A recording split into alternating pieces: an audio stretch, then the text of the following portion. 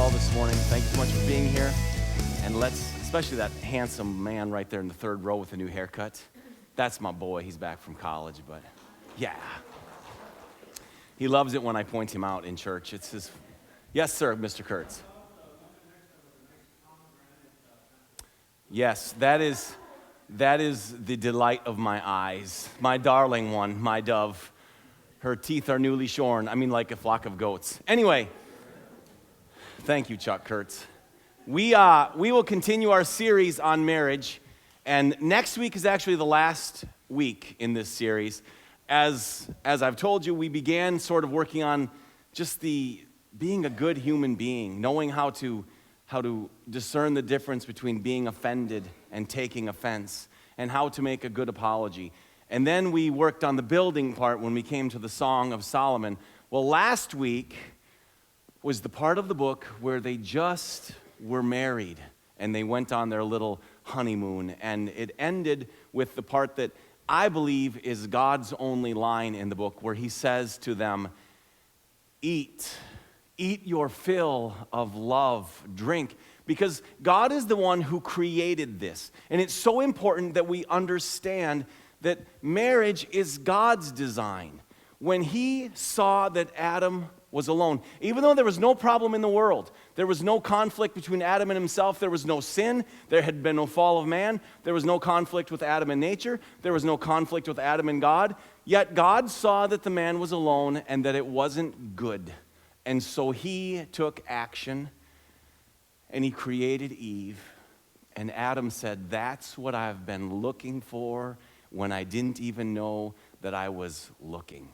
See, my son, told you he just came back from college. Since he's been a young fellow, he and the neighborhood boys have loved Mrs. Wall's cookies. I actually think they're Nestle Toll House, but yeah. They love these cookies. And so now he's like a huge man. But you know what my wife does? Oh, Jude is coming home. My wife doesn't sound like Edith, though. But I have to make cookies. You can't have those cookies. Those are for Judah and his friends. And she makes them on purpose. And she uses the butter and the sugar and the flour and the Nestle Toll House chocolate chips on purpose. She follows a recipe on purpose because it is designed to get a response. The response is, Mrs. Wall, those cookies are so good. Thank you for making cookies, Mrs. Wall. She does this on purpose. And when God created marriage, he did it on purpose.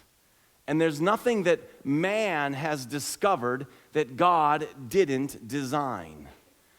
And we've lost that. Somehow we think that the world has this great thing to offer. In the 60s, this whole revolution, like, hey, love and hate war, love peace, and whatever they said down in San Francisco. It's God's design. And we need to understand that. We need to embrace it. In fact, it's not just God, it was Jesus, because it says in the Gospel of John that in the beginning was the Word, and the Word was with God, and the Word was God, and all things that were created by him and for him. He wants you to delight in what he has made.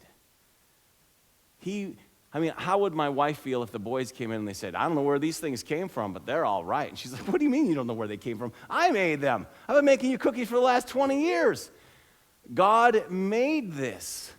And he's the one who knows how it works best. And so this morning, the title of the series is The Two Shall Become One, but the specific title today is Growth Through Conflict. Because up to this point, he has been wooing her. He's been telling her how beautiful she is, and then he's going to feed her goats. He's going to take her shopping. And she said, please don't stare at me. And then she feels a little better, and she says, I'm like the rose of Sharon. I'm the lily of the valley. And he says, lily of the valley? No. Compared to you, all other women are like thorns. You're a lily of the thorns. And she's like, oh, I even like that better. And his banner over me is love. And she's being filled with life. And they just were married, and he told her all the things, how beautiful she was, her temples. And then in chapter 5, verse 2, it says, and again, this is Hebrew poetry. And so, though we may not understand exactly what is happening, because it's not our context and it's not our culture, and it's poetry. And sometimes poetry is just, unless it's roses are red, violets are blue, sometimes I just get lost. But what's more important is that we connect with the emotions. How many of you have heard the song Rocket Man by Elton John? Thank you, Chuck. Yeah. And how many of you like the song? And how many of you can relate to the song? Here's this guy, and he's burning out his fuse up here alone, and no one really understands who he is, and space is cold, and his life is ebbing away. And you say, yeah, I understand that. I felt alone before. Well, how many of you have ever been to space? Exactly. How can you relate to a song about being in space when you've never been to space? And then you say, well, how many times did Elton go to space? As far as I know, 0. And Bernie Taupin, who wrote the lyrics, never been to space. But he can relate. And see, that's the same thing. We may not understand the specifics, but we can relate to the emotions, to the feeling, to the things that are going on in their hearts. And so here she is. They're married and everything is glorious and great. And she says, I slept, but my heart was awake. Listen, my beloved is knocking. Open to me, my sister, my darling, my dove, my flawless one. My head is drenched with dew, my hair with the dampness of the night. Now, if you remember from chapter 3, she was in the middle of the night and missing him, and she was kind of panicking because she's anxious because does he still love me? Is he still mine? And she gets up and she goes and looks for him, and she finds him in the street, and you say, that's kind of crazy. It is. Remember, it's Hebrew poetry. Well, here, she's in the night, but they have different rooms because, Dick Van Dyke and Mary Tyler Moore had different rooms in the 50s. So he comes knocking on the door. He's apparently been out. His hair is damp with the dampness of the night. And he's like knocking, my flawless one, my dove, please let me come in. And she's like, are you kidding? I'm tired. It says in verse 3, I've taken off my robe. Must I put it on again? I've washed my feet. Must I soil them again? She's asleep. It's like, why are you? No, go away. And then the doors, I've read about them. There's all sorts of thoughts about the imagery and metaphors and whatever, but it seems that their doors, and I've tried to understand them. I can't even understand my own front door, but there was a latch you could put your hand through and it would run down to I don't understand. The doors were not like our doors. So he thrust his hand through the latch opening, and now she's waking up. She's like, that's the one I love. That's my beloved. My heart began to pound for him. I arose to open for my beloved, and my hands dripped with myrrh. Because when she said, oh, let me sleep. I'm tired. So what he did is he took his perfume, his cologne, and he poured it over the door latch so that when she got up to grab the door, there he was. She could smell him. And if you remember throughout the book, she has often talked about how he smells. And so he leaves her this gift, my fingers with flowing myrrh on the handles of the bolt. I opened for my beloved, but my beloved had left. He was gone. My heart sank at his departure because now she's awake and she's like, of course I want to see you. My heart sank. I looked for him, but did not find him. I called out for him, but he did not answer.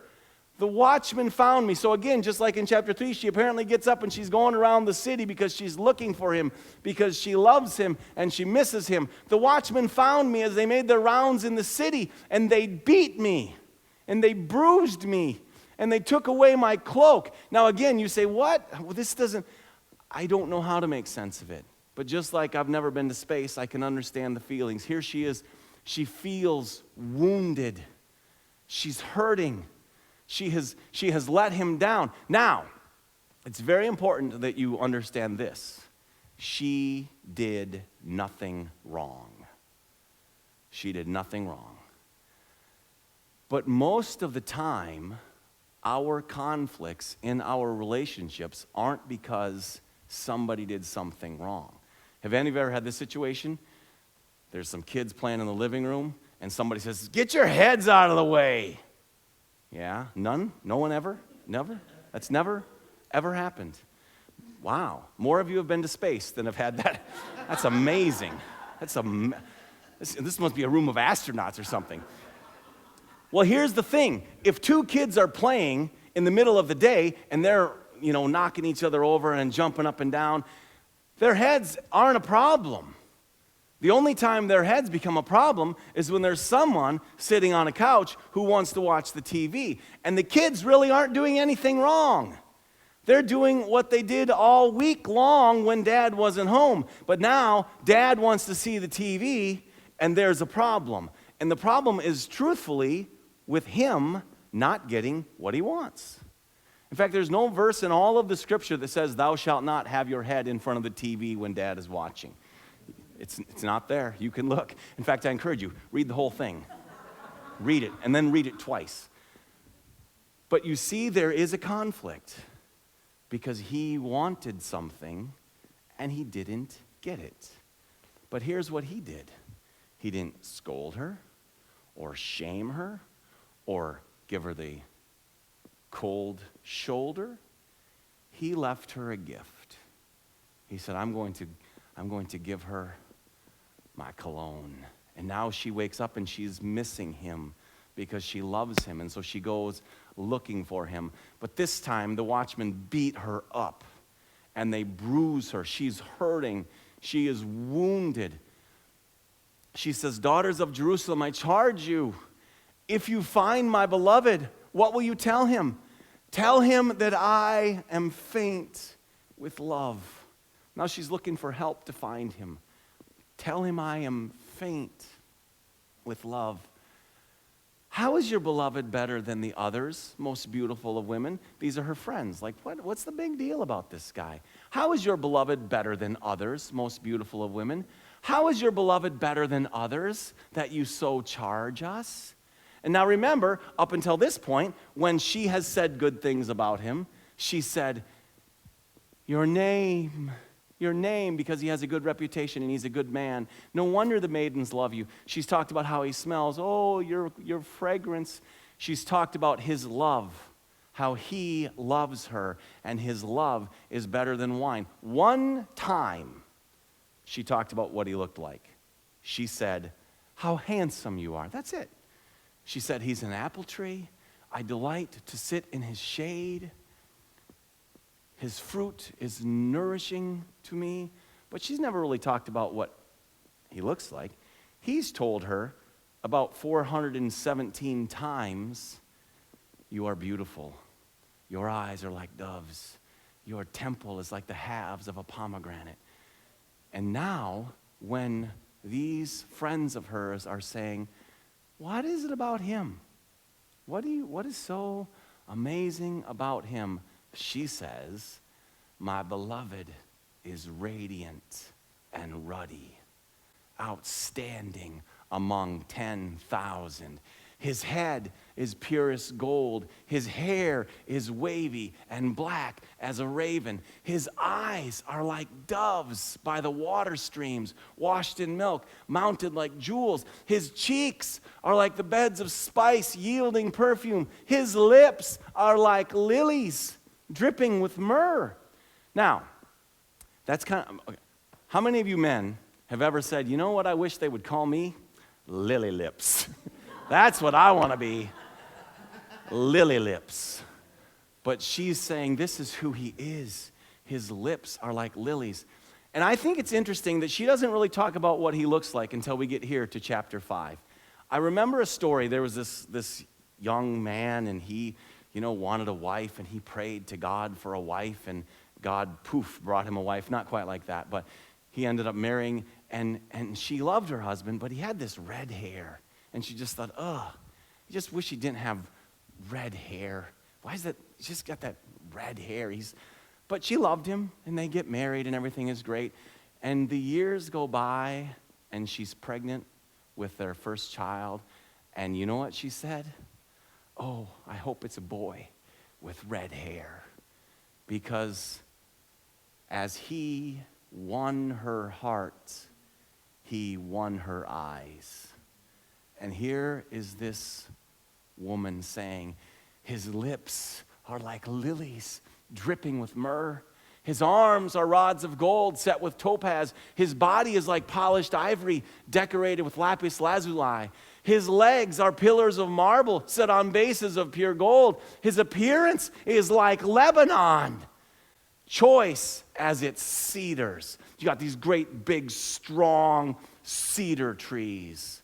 And her friend said, what's so great about him? You want to know? Go look at the cedar trees of Lebanon, because that's what he is. He's powerful. He's strong. I mean, I think I've said this before, but do you know my whole house is made of wood? Like, how strong is a tree that it can be dead? You can cut it down, you can chop it, you can cut it into little, and that whole thing like stands strong for years. And the winds blow and the storms beat, and the house says, yeah, I don't know why you're wasting your time, wind, because you're not going to knock me down. He's a man. He's strong. His mouth is sweetness itself. Think about that. He's big and strong, but his mouth is sweetness. In the power of the tongue is life and death, and he speaks life. His mouth is sweetness itself. He is altogether lovely. This is my beloved. This is my friend. He's her friend. That's who he is. He's her strong, tough, handsome, cedar tree, lily-lipped, altogether lovely, sweet-mouthed friend. This is my beloved. This is my friend, daughters of Jerusalem. Where has your beloved gone, most beloved women, most beautiful of women? Which way did your beloved turn, that we may look for him with you? Like, well, we want to help you find him. But now they've come together, and she says, my beloved has gone down to his garden, to the beds of spices, to browse in the gardens and to gather the lilies. And if you remember, he called her his garden. She was his secret garden. She was his sealed fountain. Nobody shares. She's his and his alone. She's with all the finest spices, calamus, cinnamon, nard. And now they have come together, and this is what she says: I am my beloved's, and my beloved is mine. And if you remember, I told you this the first time we came on it. This phrase is repeated 3 times in the book, but it changes each time. The first time she says, he is mine, kind of like he's mine, he's mine, he's mine, and I am his. And now she says, I am his. And I told you, and we'll see it next week, the third time she says it, she says, I am my beloved's, and his desire is for me. She doesn't even have to own anything. She doesn't have to possess him, because she knows. And wives, imagine how you would feel if you knew that of all things in all the universe, the thing that your husband desired the most is you. There was nothing competing with you. Wasn't the Vikings or his job or his car. It was you. In fact, everything else he did was for you, because you were the desire of his heart. She says, I am my beloved's, and my beloved is mine. He browses among the lilies. You, now this is him talking. I should go backwards. Okay, anybody want to guess what he's going to say? It's all he says. It's all he says throughout the book. You are as beautiful as Tirzah, my darling. Tirzah was a city. He says, as lovely as Jerusalem. That's what you are. That's what you are, as majestic as troops with banners. Now, this is interesting because it's a military reference. Here we have an army, but it's not an army in wartime. It's carrying in its banners. And there's something ridiculously beautiful about that. Robert E. Lee said, as he was watching his troops performing their morning routines one day during the Civil War, he talked about how beautiful it was to see them in their colors, their uniforms, dressed, strong. And he said, it's a good thing that war is so terrible, lest we grow to love it too much. Because there was something beautiful about it. And I will tell you this, there is something beautiful and terrifying about a beautiful woman. That's why when guys see a girl, they're like, can I get your eye? Because they're terrified. She's as majestic as troops with banners. And so here he is telling her what she looks like. She says, turn your eyes from me. They overwhelm me. And I do. One time my lovely wife, this was before she was my lovely wife, I was working in the kitchen at Crown College, and she had gone to get a fancy new hairdo, and she like goes walking by the hall, and I just see a flash of hair, and I'm like, And actually it was kind of funny because it was an election year, and my friend and my boss were there, and they were like, so who do you like? And I'm like, why are you asking me who? Oh, you're talking about the election. Okay, yeah, I don't care. Turn your eyes from me. They overwhelm me. Your hair is a flock of goats descending from Gilead. Your teeth are like a flock of sheep coming up from the washing. Each has its twin. Not one of them is missing. Your temples. I know. See, I asked you last week how many of you girls. In fact, this was my question last week. I said, how many of you women have ever been complimented on your temples? My question this week is, how many of you women have been complimented on your temples? I know two. Oh, Dave isn't here though. Okay. Dave told me he told Pam how lovely her temples were. Hey, some men are temple guys, you know.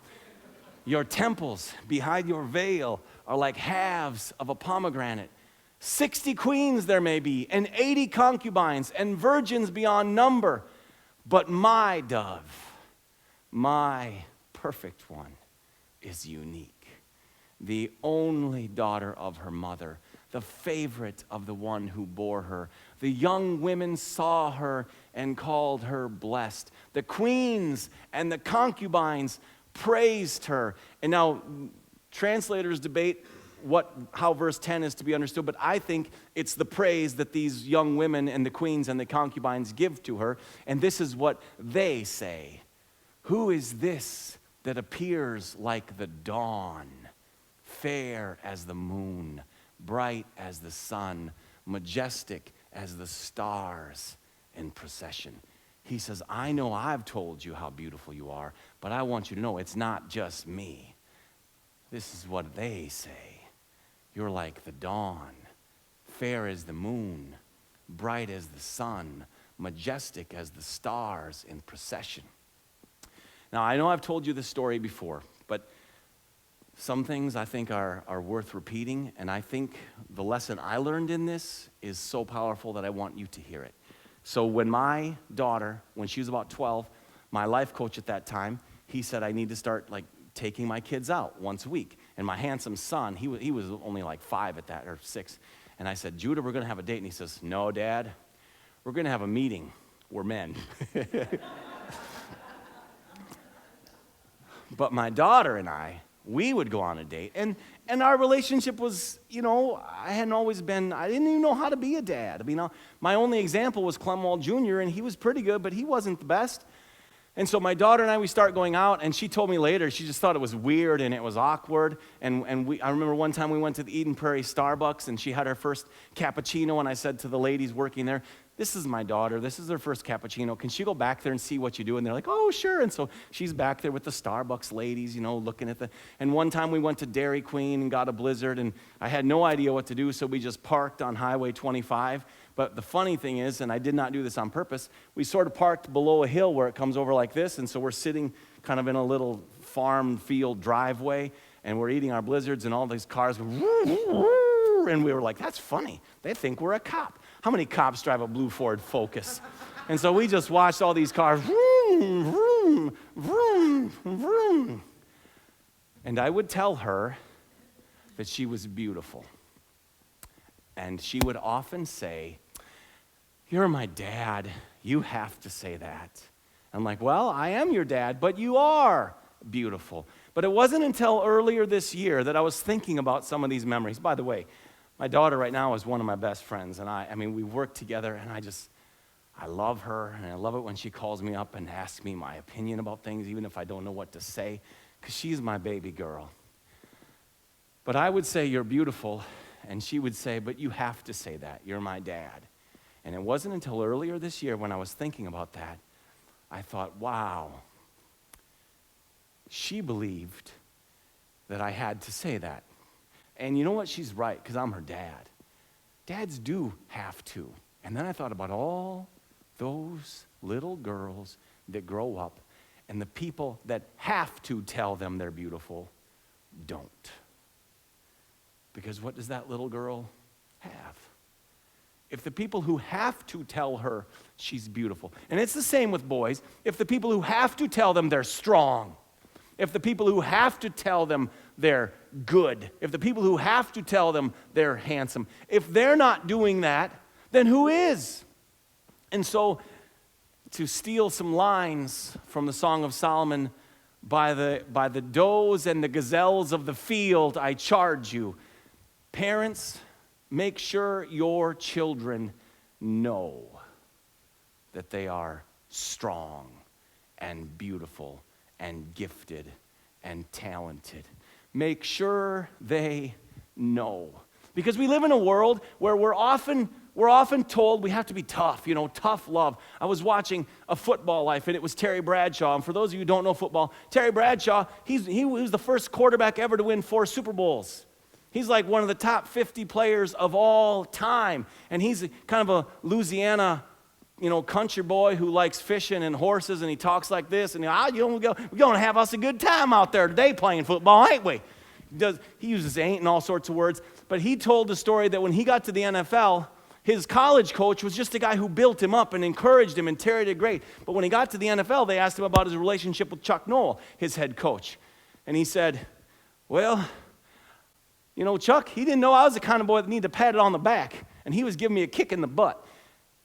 And it hurt him, and it stunted his growth. And he still went on to win 4 Super Bowls, but this relationship with his coach, which should be some beautiful father figure type thing, was just this painful wound he still carries, even though he's Terry Bradshaw and he's won 4 Super Bowls.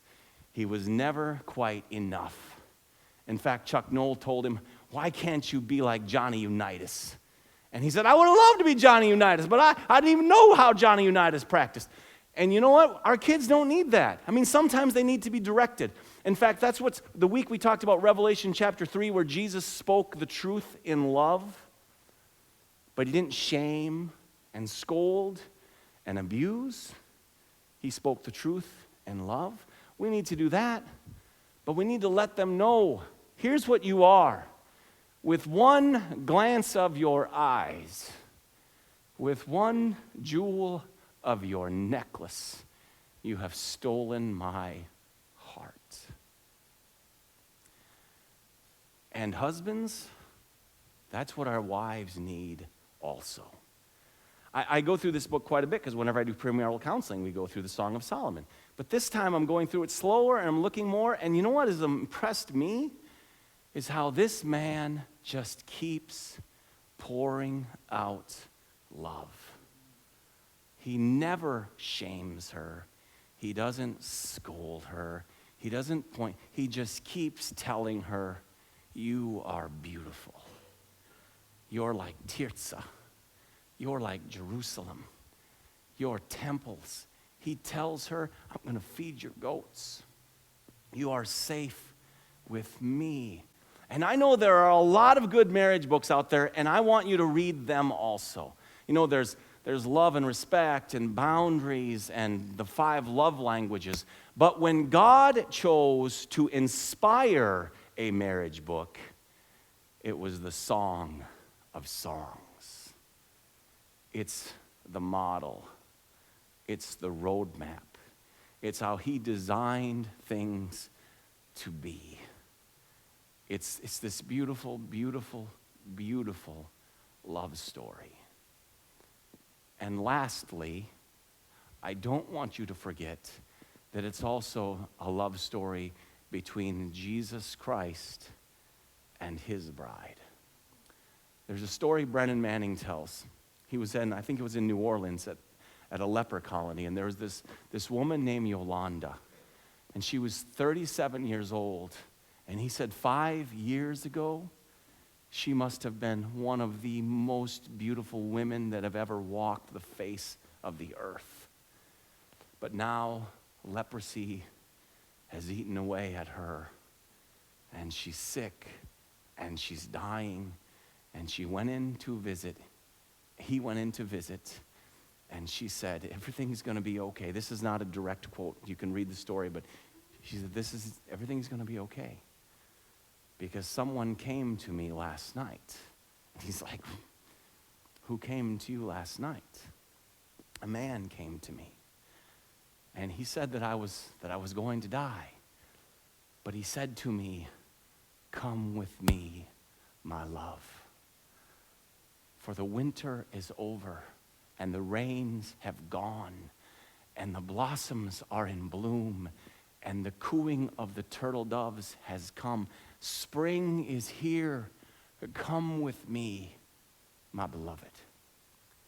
Because whatever you think about you, there's one who thought so highly of you that he sent his only begotten Son. He sent his only begotten Son. And I've said this before, but one of my favorite thoughts about the blood and the body of Jesus is this. When God wanted to create the heavens and the earth, he said, let there be light. When he wanted to create a moon, he said, let there be the greater light to rule the day and the lesser light to rule the night. When he wanted to calm the winds and the seas, he said, peace, be still. When he wanted to raise the dead, he said, Lazarus, come out. When he wanted the lame to walk, he said, take up your mat and walk. But when he wanted to forgive you, when he wanted to redeem you and make you new, words were not enough. He became flesh, and he dwelt among us, and he laid down his life. Because greater love has no man than this, that a man lays down his life. He loves you. He loves you. He loves you. He loves you. He loves you. He loves you. And all the dirt and all the sin and all the brokenness, he says, behold, I make all things new. That's what he is doing. So I suggest we work with him and be his hands and his feet in our families, in our neighborhoods, in our towns, in our world. Let's pray. Father, thank you. I don't even have words. I don't quite know how you love us that much. And we do love you. Our love is a bit broken and incomplete and selfish and self-focused. But help us to love you as you deserve, because you are altogether lovely, and there is no flaw in you. For your kingdom and your glory, we pray, Jesus.